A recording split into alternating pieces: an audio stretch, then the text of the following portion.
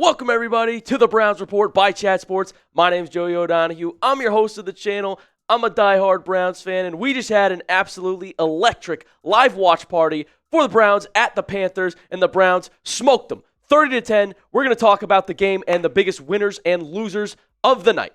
But like I said, Cleveland went ahead and won by 20 points in their preseason opener. The thing about this game is Cleveland did not play most of their starters. The Panthers, however, had the first-teamers out there. They had guys that they're actually going to use the start of the regular season. And Cleveland smoked them, so I've got my big list of winners and losers coming for you. And you know number 12 was manning the ship for the Cleveland Browns and played exceptionally. We'll see if he's on my winner list, but first, let's take a look at our live sub count that we had going during the chat, everybody. 48,283 subs right now. Please smash that subscribe button, everybody, for more Browns news, content, analysis. We're doing this all season long. Our guy Reed here in the studio as well. Oh, we just gained one. Oh, there we go. There we go. Keep it coming, y'all. Keep Mr. it coming. Joey. What an electric. We're going to keep giving you Browns content all year round. And Mr. Joey, we had a great time, so make sure you join the channel. And you want to get into your winners and losers, Mr. Joey? Let's get right into it, Reed. All right. That was fun, that watch party. Those are electric. That was a good time. All right. Start off with your first winner. Our first winner of the game has to be none other than Mr. Shedeur Sanders. 12, perfect timing, out of Colorado. The kid balled out. And if y'all know me, maybe you don't yet, but I've been hyping up Shedeur Sanders for months now. That's what I wanted to see. 2 touchdown passes that were absolute dots. The first one, through 2 Panthers defenders, it was electric. 14-23, 138 yards. Shedeur came to play, led 3 touchdown drives, and hopefully, Cleveland Browns fans, we're going to see a lot of him this season. I need him to work his way up the depth chart. Let the Browns see that this young man has talent, but he absolutely balled out. That's winner number 1 for me of the night. Number 2, Gage Larvadain. Maybe you heard of him, maybe you haven't. One of those guys that's been working with the backups in training camp, has started to gain chemistry with Shedeur in those 7-on-7s. The kid went out, scored a touchdown tonight on an end around, 4th down play. The Browns punch it in with Larvadain. Also had 2 catches, 23 total yards. Shedeur was getting the ball to different receivers in creative ways. Larvadain was one of those guys that hopefully can make an impact as the Browns try to figure out who else is going to be on the 53-man when it comes to wide receivers. So Larvadain, winner number 2. Let's get to winner number 3, a running back this time, Ahmani Marshall. The Browns, you know we've got Dylan Sampson from Tennessee. The kid's elusive, fast. Didn't see too much of him tonight in game 1. I think it's because the Browns are saving him as the bona fide number 2 and Jerome Ford number 1, as you see on the depth chart here. We don't know what's going to happen with Judkins. We don't know if we're going to see him / when we're going to see him. So Cleveland's trying to find that next running back to help out. You know, Stefanski does like to get 3 backs in, use a little committee if they can, especially now that they don't have the workhorse Chubb, who we all love and miss. So Marshall, in tonight's game, led the backfield for Cleveland. He had more yards than any other back. He led the running back room in carries, and he went out and did his thing. 32 yards, as I said, that led all running backs for Clee tonight. And he went out there, averaged 4 yards a carry, pretty good behind a backup offensive line. I think Cleveland's starting to work and find who can be that other running back in the backfield on the depth chart. Those are my Cleveland Brown winners of the night. But guess what? They're really all winners. 30-10, 1-0. Sub for more dubs. It's been incredible. If you love the Browns just like I do, go ahead right now and drop a like on the video. Smash that like button.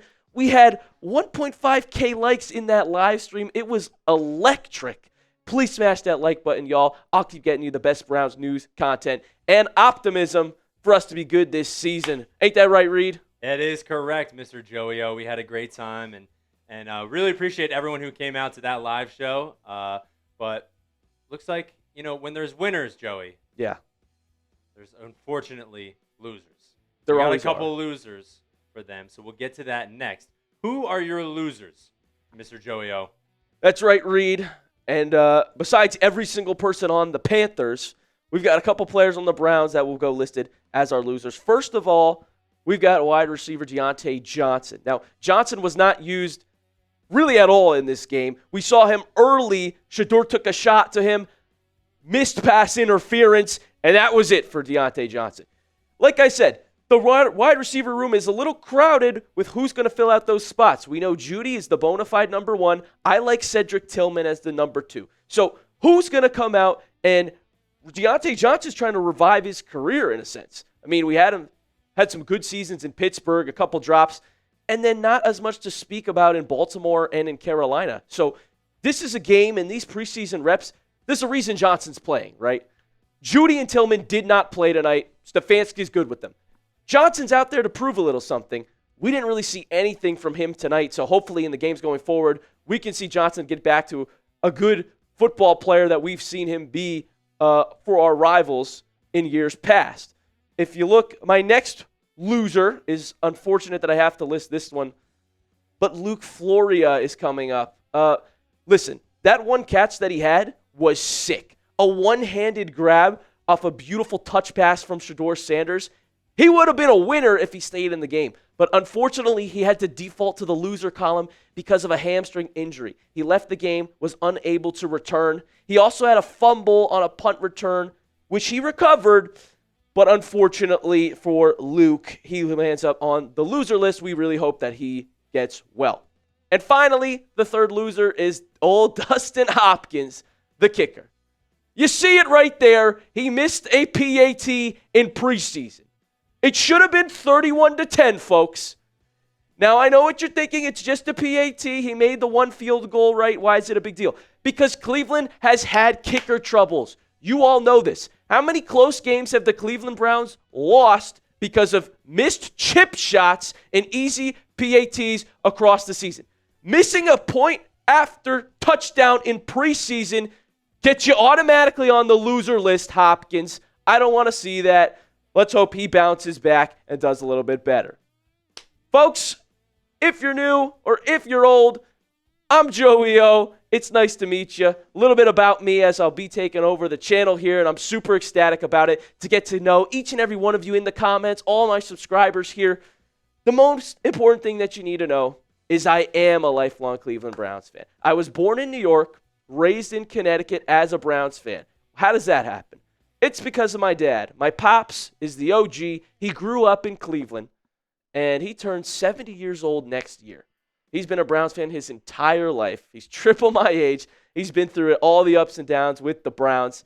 And I jumped on that ship at a very young age, and I've been rooting for them for 23 years. That's how old I am. I love my Brownies. They give me some ups and downs, some roller coasters. But let's get hyped about this season, folks. And if you asked me my favorite Browns player of all time, I thought about this. Listen, I loved Baker. If he was with us longer, he might have been my answer here. I loved Chubb. Same story with him. But you know what my original favorite Brown was? It was the OG Jim Brown. Before Tom Brady was the undisputed GOAT, I went around telling all my friends in middle school and high school that Jim Brown is the greatest football player ever. 3-time MVP as a running back. I still believe he's the second greatest player of all time. Best running back to grace the field. But now it's like if you don't say Tom Brady's the GOAT, you kind of get looked at like you don't know ball. But before that, Jim Brown was my GOAT. That's why he's my favorite Brown. Comment down below your favorite Cleveland Brown of all time. I want to know. I want to interact with all of you and get to know you. So thank you so much for tuning in, folks. Super excited to be on this channel with you all. Thanks for tuning in, and let's keep doing this all season long. Hang out for some Browns football.